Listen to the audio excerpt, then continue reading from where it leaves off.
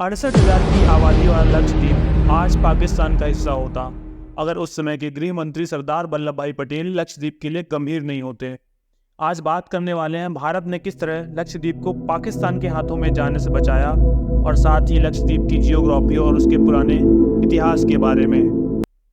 तो जैसे ही सरदार पटेल को पता चलता है कि पाकिस्तान के प्रधानमंत्री लियाकत अली खान ने सेना को आदेश दिया है लक्षद्वीप पर कब्जा करने के लिए, सरदार पटेल ने तमिलनाडु के मुदलियार ब्रदर्स को लक्षद्वीप पर भारतीय झंडा फहराने की जिम्मेदारी सौंपी।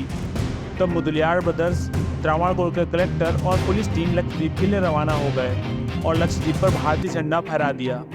इंटरेस्टिंग बात यह है कि मुदलियार ब्रदर्स और पुलिस टीम मात्र 30 मिनट पहले पहुंची पाकिस्तानी शिप से और पाकिस्तानी शिप को उल्टे लौटना पड़ा। यहाँ की जियोग्राफी की बात की जाए तो यह केरल के कोच्चि शहर के पश्चिम दिशा में 200 किलोमीटर से 400 किलोमीटर तक फैला हुआ है। लक्षद्वीप का संस्कृत में मतलब 1 लाख द्वीपों का समूह होता है, मगर एक्चुअल में लक्षद्वीप 36 द्वीपों का एक समूह है, जिसमें से 10 द्वीपों पर ही लोग रहते हैं, बाकी वीरान पड़े हुए हैं। भारतीय पर्यटकों के लिए केवल 6 द्वीपों पर ही जाने की अनुमति है और अगर आप विदेशी पर्यटक हैं तो केवल 2 द्वीपों पर ही जा सकते हैं। इसकी राजधानी कावारत्ती है। यह भारत का सबसे छोटा यूनियन टेरिटरी है जिसका क्षेत्रफल मात्र 32 वर्ग किलोमीटर है। एंड्रोट यहाँ का सबसे बड़ा द्वीप है जिसका टोटल क्षेत्रफल 4.84 स्क्वायर किलोमीटर है और यहाँ का सबसे छोटा द्वीप वित्रा है जिसका क्षेत्रफल मात्र 0.1 स्क्वायर किलोमीटर है।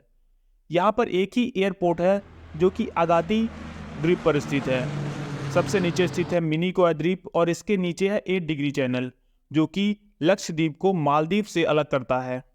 लक्षद्वीप का प्रारंभिक इतिहास लिखित नहीं है। ऐसा माना जाता है केरल के अंतिम राजा चेरमन पेरुमल अरब व्यापारियों से प्रभावित होकर इस्लाम धर्म को अपना लिया। इसके कुछ दिनों बाद पेरुमल अरब व्यापारियों के साथ कोच्चि बंदरगाह से मक्का के लिए रवाना हो गए।